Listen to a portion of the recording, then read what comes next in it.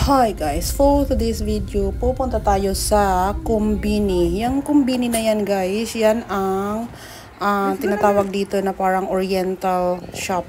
Oriental shop siya, first time yan. First time ko yan dyan pumunta. Dahil sa ibang Oriental ako nagpupunta. So yung Oriental na yan, meron siyang sari-saring mga laman sa loob. Meron siyang Japanese food, Korean food, Filipino food, Chinese food. So, halo-halo talaga yan siya dyan, guys. So, ayan, nagtitingin-tingin nga kami dyan. Dahil nga, first time ko makarating dyan, guys. At, ayan, tinitingnan ko yung mga frozen food dyan, guys. Pero, Diyos ko, dahil hindi ko ma-afford siya, guys, ang price. Pero, parang namamahalan talaga ako sa mga presyo dyan, guys. Parang, iba yung price niya doon sa kabilang Oriental. So, kaya ang nangyari, nagkanda ikot-ikot na lang kami dyan, guys. So, nagpasya nga ako, nalilipat kami sa kabilang Oriental shop. So, ang nangyari dyan, guys, hanggang tingin-tingin na lang muna kami. So, para makita din namin yung mga, kung anong meron sa loob. Sobrang nakaka-excite. May mga chicken feet dyan siya, guys. May mga duck ba yun? Mga Chinese food, mga duck food man yun. Yung duck siya. Peking duck ba yung tawag doon? So, yan, marami siyang naka-frozen dyan. Yung iba, hindi ko masyado kilala yung mga pagkain dyan kasi nga, hindi ko pa naman natikman. So, ikot kami ng ikot. Yan, may mga binibintang mga kawali dyan. Yung parang hook ba ang tawag doon. Tapos, mas marami dito yung mga noodles, guys. Mga condiments. Iba-ibang klaseng noodles. Korean noodles, Japanese noodles. Tsaka yung mga sauce ba siya. So, ayan, ikot lang kami ng ikot dyan. Tingin kami ng tingin kasi this one is a big like lomi noodles. Marami talaga dyan mga paninda na parang yung gusto mong kainin dyan mo lang siya makakain. Kasi yung mga pagkain dito, guys, alam nyo naman yung mga pagkain dito sa abroad, hindi mo makakain yung gusto mo pag hindi ka pumunta dyan. Pero ang price talaga dyan, guys, ay naiiba sa normal price natin sa Pilipinas.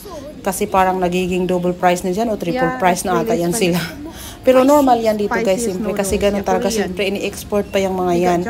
So, ikot kami ng ikot. Si Luwila ay nagtuturo. Gusto daw niya ng mugu-mugu at kumakain siya sa Pilipinas ng mugu-mugu. Kaya naman sabi ko sa kanya, kumuha ka ng mugu-mugu. Pero sabi niya, wag na lang daw mama. Kasi, ewan ko dyan sa bata na yan. Minsan parang type niya tapos hindi niya kukunin. So, yun na nga. Nagtingin-tingin ako ng chicharon dyan siya, guys. Pero in fairness, yung chicharon na yan, may kamahalan siya. Isang balot lang. Parang namamahalan ako. Kasi sa ibang shop, hindi naman parang ganun ang price niya. Pero siyempre, depende rin siguro sa mga balot. Kasi nga, first time ko dyan. Kaya parang nagulat ako sa mga prices. So, ayan, guys, yung mga sauce na yan. Ang sasarap ng mga sauce na yan dyan, guys. Kung gusto nyo matikman yan. Naku, mabibili nyo yan dyan sa shop na yan. So, yun, ikot na lang kami ng ikot. So, nagpasya nga kami na umalis na lang dyan. At sabi ko sa asawa ko, pumunta tayo sa ibang Asian shop store. So, yung nakita nyo doon na parang ano siya, guys, na parang, ano ba ito tawag? Para siyang mayonnaise. Sobrang sarap daw yung mayonnaise na yan. Kasi yung Japanese mayonnaise ba yan? Or Korean mayonnaise ata. Hindi ko lang kasi masyado tingin. Pero nakikita ko kasi ginagamit yun sa parang sushi ba yun? Sushi. Hindi sushi. Yung meron silang bagong nalimot ko yung bagong recipe na ginagamit. So, ginagamit yun siya. Masarap talaga yan siya, guys, na mayonnaise na yan. Pero hindi na rin ako kumuha. Kasi may mayonnaise kami sa bahay, yung normal mayonnaise dito. So, yan, tinitingnan namin yung mga mangkok dyan siya.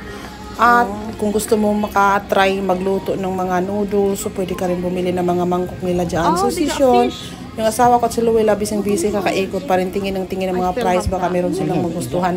Pero ako mismo nagpasya na ayoko dyan bumili at lumipat ako sa kabila. Sorry guys, sa mga medyo kasi ako medyo tumitingin ako minsan sa presyo.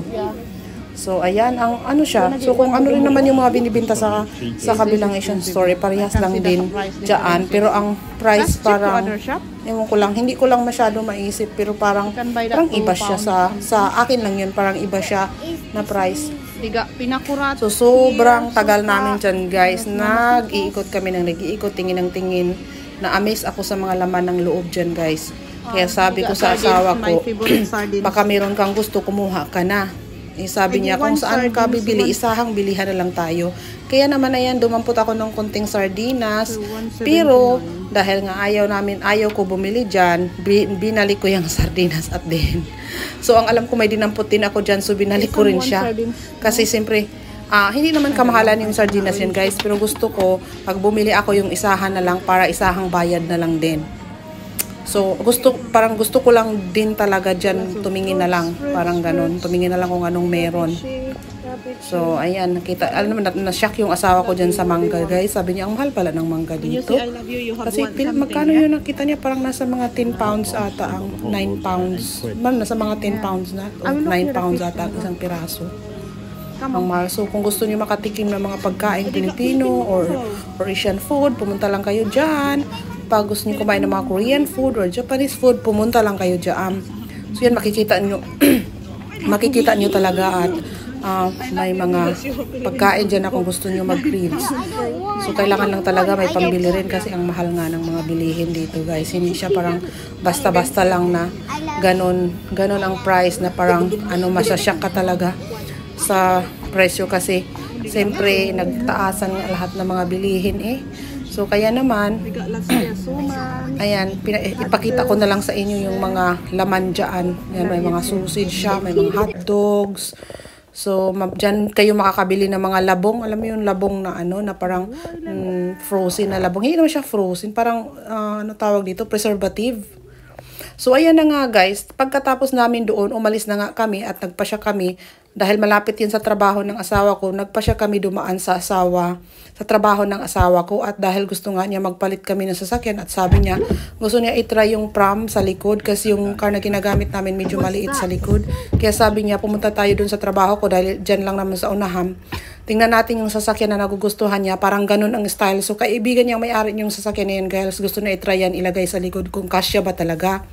So, sabi niya, sobrang laki daw ng space sa likod. Sobrang laki daw ng space sa likod, guys. Kaya sabi ko, yan na ang kukunin natin para kung malaki pala yung space. O di kasi pag nag-grocery pa, wala ka nang masyadong iisipin sa space kung space lang ang problema. So, hindi talaga yan ang sasakyan na bibilhin namin. Parang lang siya, guys, tinry lang niya sa kaibigan niya yan. Pero parang ganun siya ang style. So, ayan na nga, nakarating kami sa kabilang Asian store. Yan na yung Asian store na nilipatan namin. Ang tawag naman dyan is Yipsing. So, yung Yipsing na yan, dyan ako medyo parang nagugustuhan ko yung mga paninda dyan. Ganun din kung anong paninda doon sa kabila. Pero parang, I like the price, guys, sa Asian store na yan, Yipsing. So, ayan na nga, guys, umuwi na kami ng bahay at ayan na yung mga pinamili ko. So, bumili kami ng isang sakong bigas dahil gusto ewan ko ba, yung bigas kasi dito na ang titigas. So, kung gusto mo talaga kumain ng mga soft na mga bigas, kailangan mo pumunta dyan. Yung masasarap na bigas na parang Filipino style siya. So, ayan, bumili ako ng mga yan, bangus, na parang daing na bangus, yung sa banana leaves, tsaka yung spring rolls na pangbalot kasi yung asawa ko, tsaka yung anak ng asawa ko mahilig sa mga spring rolls, basta yung mga binalot ng mga banana. Yung turon ba yun? Paborito niya yan. Saka yan, may mga binili ako mga pansit, mga condiments, guys, kasi pag nagluto ako, kailangan ko ng mga condiments. So, may mga kari-kari dyan. Basta, mga condiments, mga tosino, mga sinigang, especially sa sinigang, guys, paborito ko yan. Yan, menudo kasi madalas ako gumagawa ng casserole. Tsaka, yan, mga spare ribs, mga kari-kari. Tsaka, yan, basta mga condiments yan siya, guys. So, hanggang dito na lang muna tayo. Bumili ako ng mga ganyan. Bumili ako ng, ito tawag? Yan, yung parang sa Jollibee style, fry. Fry pala tawag doon.